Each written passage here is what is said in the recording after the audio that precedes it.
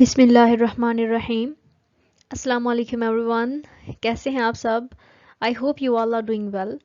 It's me مشا and today's topic is about آیونائزیشن energy and it's trend in period and group. So let's get started. سب سے پہلے ہم آیونائزیشن energy کی definition دیکھ لیتے ہیں کہ ہمیں پتہ ہو آیونائزیشن انرجی ہے کیا basically. So it is a amount of energy required to remove the most loosely bound electron from the valence shell of an isolated gaseous atom. یعنی کہ ایک ایٹم میں اس کے ویلنس شیل کے اندر جو لاسٹ الیکٹرون ہے نا، اس کو بیسیکلی نکالنے کے لیے ہمیں جتنی انرجی چاہیے وہ کیا کہلائے گی؟ آیونائزیشن انرجی. سب سے پہلے میں آپ کو بتا دوں کہ یہ ورڈ جو آیونائزیشن ورڈ ہے اس کا مطلب ہے آئنز بنانا. تو آئنز کیسے بنتے ہیں؟ کوئی بھی نیوٹرل ایٹم میں سے یا تو الیکٹرون کو نکال دو یا پھر اس میں سے الیکٹرون اس کے اندر الیکٹرون ڈال دو تو کیا ہوتا ہے؟ آئنز بن جاتے ہیں. تو اس پروسیس کو کیا کہتے ہیں؟ آیونائزیشن. ٹھیک ہے، جس میں آئنز بنتے ہیں. تو آیونائزیشن انرجی کیا ہوگی؟ ایسی انرجی جو کہ ہمیں کسی بھی ایٹم کے اندر سے الیکٹرون کو، یعنی کہ جو ویلنس الیکٹرون ہے اس کو نکالنے کے لیے چاہیے ہوگی، اسے ہم کیا کہیں گے؟ آیونائزیشن انرجی. میں نے بات کی تھی پچھلے کچھ لیکچر میں کہ ویلنس شیل کسے کہتے ہیں؟ Outer most shell. یعنی کہ نیوکلیس کے باہر وہ والا جا کے ویلنس شیل کہلائے گا، وہ شیل جس کے بعد والے شیل میں کوئی بھی الیکٹرونز نہیں ہوں گے. یعنی کہ آؤٹر موسٹ شیل جس کے اندر الیکٹرون پریزنٹ ہیں وہ کیا کہلاتا ہے؟ Wellness shell. تو اس شیل کے اندر سے ہم نے الیکٹرون کو ریموو کرنا ہے، باہر نکالنا ہے، تو اس کے لیے جتنی انرجی ہمیں چاہیے ہوگی وہ کیا کہلائے گی؟ آیونائزیشن انرجی. نیکسٹ ہے when there is one electron in the valence shell. کہ جب ویلنس شیل کے اندر صرف ایک الیکٹرون ہوگا the energy required to remove it will be called first ionization energy. تو وہ انرجی جو ہمیں چاہیے ہوگی نا اس ایک الیکٹرون کو نکالنے کے لیے وہ کہلائے گی فرسٹ آیونائزیشن انرجی. ٹھیک ہے، جیسے کہ میں آپ کو یہاں پہ سوڈیم کی ایگزامپل دیتی ہوں. تو سوڈیم کے نا اندر ٹوٹل 11 الیکٹرونز ہوتے ہیں اور ویلنس شیل کے اندر اس کا 1 الیکٹرون ہوتا ہے. ٹھیک ہے، تو ہم نے بھی بات کی ہے کہ اگر ویلنس شیل کے اندر 1 الیکٹرون ہوگا تو جو انرجی چاہیے گی نا اس ایک الیکٹرون کو نکالنے کے لیے تو اسے ہم کیا کہیں گے؟ First آیونائزیشن energy. یہاں پہ دیکھیں سوڈیم ایٹم ہے یہ، یہاں سے اس کو ہم نے آیونائزیشن انرجی دی، فرسٹ آیونائزیشن انرجی دی، اور کیا بن گیا؟ سوڈیم آئن Na پازیٹیو، اور ساتھ میں یہ پلس کا سائن ہے، یعنی کہ اس میں دو پروڈکٹس بنے ہیں، ایک سوڈیم آئن ہے اور دوسرا کیا نکلا ہے؟ اس کے اندر سے الیکٹرون ہم نے نکالا ہے، یعنی کہ الیکٹرون ریموو کیا ہے اس ایٹم کے اندر سے. تو اس ٹائم جو انرجی ہم نے دی ہے اس ایٹم کو وہ ہے 496 کلو جاؤل پر مول. ڈیلٹا ایچ یہاں پہ انرجی کو شو کرتا ہے اور یہ انرجی ہم نے دی ہے. اچھا، یہاں پہ دو امپورٹنٹ پوائنٹ آ جاتے ہیں کہ جب بھی ہم انرجی دیتے ہیں نا، کسی بھی سسٹم کو انرجی دے رہے ہیں، اس میں ہم نے کیا کیا ہے کہ ہم نے انرجی دی ہے نا سوڈیم کو، تبھی الیکٹرون ریموو ہوا ہے اور اس انرجی کو آئونائزیشن انرجی کہا ہے. تو اس طرح کے پروسیس کو کیا کہتے ہیں؟ جس میں ہیٹ دی جائے یا انرجی دی جائے وہ کہلاتا ہے اینڈوتھرمک پروسیس. ٹھیک ہے، وہ کیا کہلاتا ہے؟ اینڈوتھرمک پروسیس. سو ایک اور امپورٹنٹ پوائنٹ یہاں پہ یہ آ جاتا ہے کہ اس انرجی کی ویلیو کے ساتھ ہم پلس کا سائن لگاتے ہیں کہ جہاں پہ اینڈوتھرمک پروسیس ہو، یعنی کہ ہم انرجی دیں سسٹم کو، تو اس میں ہم پلس کا سائن یوز کرتے ہیں which shows that it is an endothermic process. اور اگر انرجی ریلیز ہو کسی سسٹم سے تو اس کو ہم کہتے ہیں ایگزوتھرمک پروسیس، اور اس کے اندر کیا ہوتا ہے کہ اس انرجی کی ویلیو کے ساتھ مائنس کا سائن لگتا ہے which also shows that it is exothermic process. وہ کیا کہلاتا ہے؟ ایگزوتھرمک پروسیس. سو ہم کیا بات کر رہے تھے؟ فرسٹ آیونائزیشن انرجی کی. تو ویلنس شیل میں ایک الیکٹرون ہو اور اس کو ہم نے انرجی دینی ہو تو وہ انرجی کیا کہلائے گی؟ First آیونائزیشن energy. اب یہاں پہ ہے when there are more than one electron in the valence shell they can be removed one by providing more and more energy.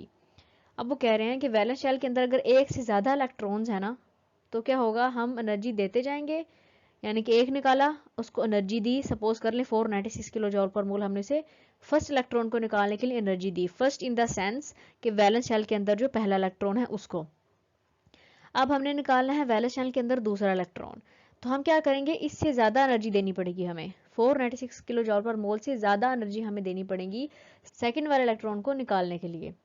تو اب اگر ہم ویلنس شیل میں 3 الیکٹرونز ہیں تو تیسرا بھی نکالنا ہے تو وہ اس سے بھی ڈبل کیا ٹرپل ٹائمز ہمیں زیادہ انرجی دینی پڑے گی الیکٹرونز کو نکالنے کے لیے. تو بیسک بات کیا ہے یہاں پہ کہ آئنائزیشن انرجی وہ انرجی ہے جب بھی ہم نے کسی ایٹم سے الیکٹرون کو ریموو کرنا ہے تو ہم اسے انرجی پرووائڈ کرتے ہیں تو الیکٹرون نکل جاتا ہے اور وہ انرجی ہماری فرسٹ آئنائزیشن انرجی کہلاتی ہے اگر ویلنس شیل میں صرف ایک الیکٹرون ہے.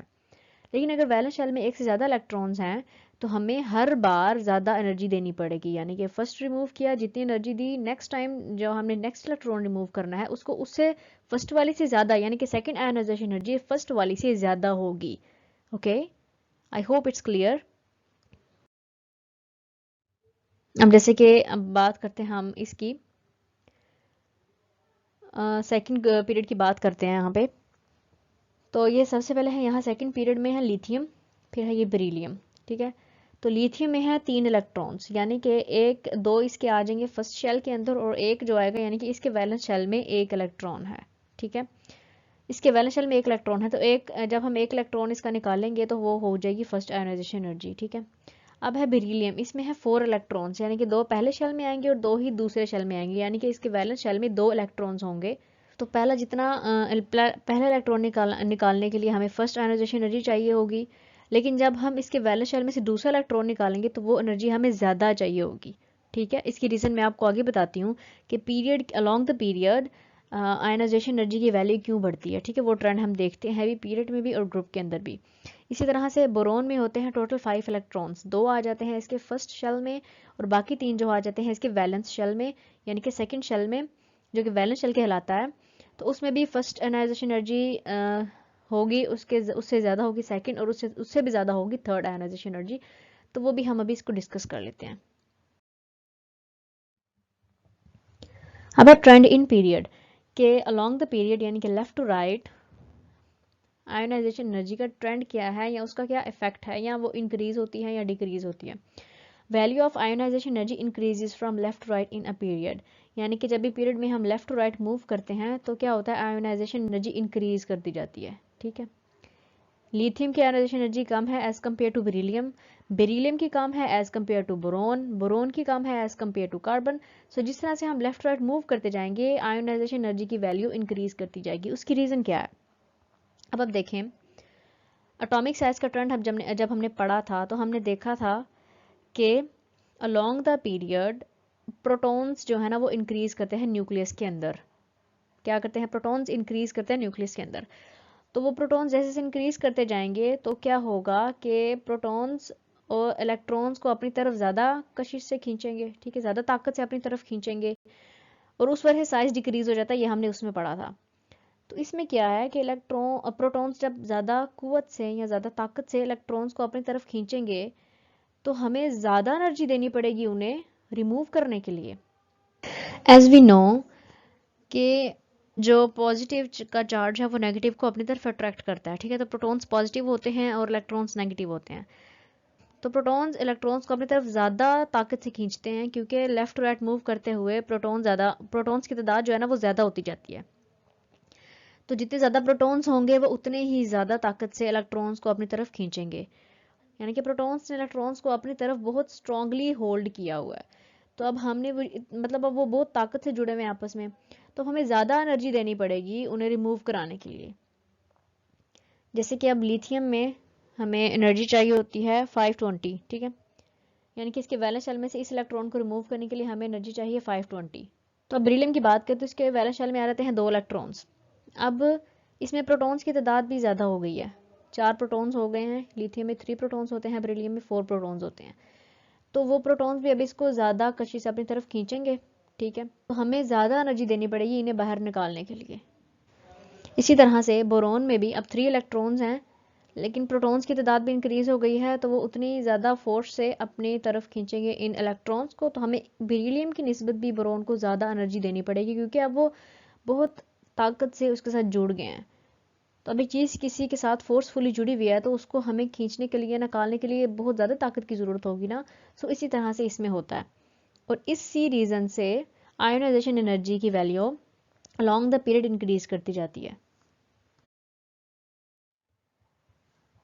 اب نیکسٹ ہے ٹرینڈ ان گروپ یعنی کہ گروپ کے اندر آئنائزیشن انرجی کا ٹرینڈ کیا ہے. گروپ کیا ہوتا ہے اپ ٹو ڈاؤن. ٹھیک ہے value of ionization energy decreases from top to bottom in a group. Group के अंदर क्या है कि आयोनाइजेशन एनर्जी की वैल्यू डिक्रीज कर रही है। क्यों डिक्रीज कर रही है, इसकी रीज़न मैं आपको देती हूँ। अब हमने लास्ट टॉपिक में देखा था, यानी कि प्रीवियस टॉपिक में हमने देखा था कि अब टॉप टू बॉटम अगर हम देखें तो शेल्स जो है ना वो इंक्रीज करते जाते हैं, यानी कि नंबर ऑफ शेल्स बढ़ते जाते हैं। जैसे कि लिथियम में देखें तो 1 और ये 2, इसके अंदर 2 शेल्स हैं। अगर हम सोडियम में देखें तो 1 2 3, इसमें 3 है। इसके बाद पोटेशियम में देखें तो 1 2 3 4, तो इसके अंदर 4 हैं। तो टॉप टू बॉटम क्या है, नंबर ऑफ शेल्स बढ़ रहे हैं। नंबर ऑफ शेल्स बढ़ रहे हैं, इसका क्या मतलब है कि नंबर ऑफ इलेक्ट्रॉन्स बढ़ रहे हैं, क्योंकि शेल्स के अंदर इलेक्ट्रॉन्स रिवॉल्व करते हैं। तो क्या होता है, शेल्स बढ़ने का मतलब है कि नंबर ऑफ इलेक्ट्रॉन्स भी बढ़े हैं, शेल्स भी बढ़े हैं। तो इसमें आयोनाइजेशन एनर्जी की वैल्यू किस तरह से डिक्रीज कर रही है वो मैं आपको बताती हूँ। अब देखें, शेल्स बढ़े हैं ना बीच में, और इलेक्ट्रॉन्स, तो जो न्यूक्लियस का यानी कि प्रोटॉन्स का जो होल्ड है ना वैलेंस शेल के ऊपर, वो कम होता जाता है आस्ता आस्ता। अब देखें, लिथियम में 3 प्रोटॉन्स हैं, तो उन्होंने इसको स्ट्रांगली जो है ना वो अपनी तरफ किया हुआ है, होल्ड किया हुआ है, या फोर्स से वो उसको अपनी तरफ खींच रहा है। तो हमें जो एनर्जी चाहिए होगी वो ज़्यादा होगी।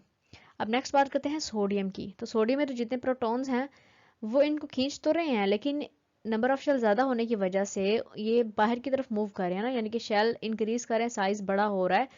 तो इन प्रोटॉन्स का इतना होल्ड नहीं होता इन लास्ट वैलेंस शेल के ऊपर, ठीक है। ये इतनी ज़्यादा ताकत से उनको नहीं खींच सकते, क्योंकि साइज बड़ा हो रहा है, शेल्स बीच में एंटर होते जा रहे हैं, और ये इलेक्ट्रॉन्स दूर दूर होते जा रहे हैं इस न्यूक्लियस से, जिसकी वजह से अब हमें थोड़ी कम एनर्जी देनी पड़ेगी, क्योंकि उनका होल्ड ही नहीं है इलेक्ट्रॉन्स के ऊपर, उन्होंने उतनी ताकत से पकड़ा ही नहीं हुआ इलेक्ट्रॉन को, तो हम उन्हें इजीली रिमूव कर लेते हैं थोड़ी सी एनर्जी देके। नेक्स्ट पोटेशियम की बात करें तो इसमें भी शेल्स इंक्रीज हो रहे हैं अब, यानी कि जो वैलेंस शेल है वो मजीद दूर चला गया है न्यूक्लियस से सोडियम की निस्बत। तो क्या होगा, हम मजीद उनको थोड़ी सी, मतलब सोडियम से भी कम एनर्जी देके हम उनको बिल्कुल रिमूव करवा लेंगे इस एटम के अंदर से। सो ये रीज़न होती है आयनाइजेशन एनर्जी डिक्रीज होने की इसमें ग्रुप के अंदर, कि इसमें नंबर ऑफ शेल्स इंक्रीज करते जाते हैं और इस प्रोटॉन्स का होल्ड नहीं रहता इलेक्ट्रॉन्स के ऊपर जो वैलेंस शेल में प्रेजेंट है।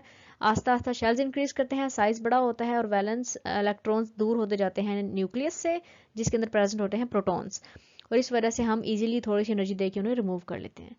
सो ये था एक छोटा सा टॉपिक जिसमें हमने आयोनाइजेशन एनर्जी देखा कि जितनी एनर्जी हमें रिक्वायर होती है किसी भी एटम में से इलेक्ट्रॉन को निकालने के लिए, उसको कहते हैं हम आयोनाइजेशन एनर्जी, और ये अलॉन्ग द पीरियड इंक्रीज करती है, क्योंकि नंबर ऑफ प्रोटॉन्स इंक्रीज कर रहे हैं और वो टाइटली उन्होंने फोर्सफुली उन्होंने इलेक्ट्रॉन्स को अपनी तरफ खींचा हुआ है, जिसकी वजह से हमें ज़्यादा से ज़्यादा एनर्जी देनी पड़ती है। और इन द ग्रुप बात करें तो इसमें क्या होता है, एनर्जी आयोनाइजेशन एनर्जी डिक्रीज करती है। उसकी रीज़न है कि नंबर ऑफ शेल्स इंक्रीज कर रहे हैं और इलेक्ट्रॉन्स जो है वो न्यूक्लियस से दूर जाते जा रहे हैं, और न्यूक्लियस का इतना होल्ड नहीं है इलेक्ट्रॉन्स के ऊपर, जिसकी वजह से हम थोड़ी सी एनर्जी दे के इन्हें रिमूव करवा लेते हैं। और नीचे की तरफ नंबर ऑफ शेल्स इंक्रीज कर रहे हैं और इलेक्ट्रॉन्स दूर जा रहे हैं न्यूक्लियस से, तो हमें थोड़ी थोड़ी एनर्जी जो है देनी पड़ती है। इस वजह से लिथियम की ज़्यादा है, सोडियम की उससे कम है, और पोटेशियम की सोडियम से भी कम है एनर्जी, आयोनाइजेशन एनर्जी। सो ये था छोटा सा टॉपिक। अब मिलते हैं आपसे इंशाल्लाह नेक्स्ट वीडियो में। अंटिल देन, अल्लाह हाफिज़ everyone and take care of yourself.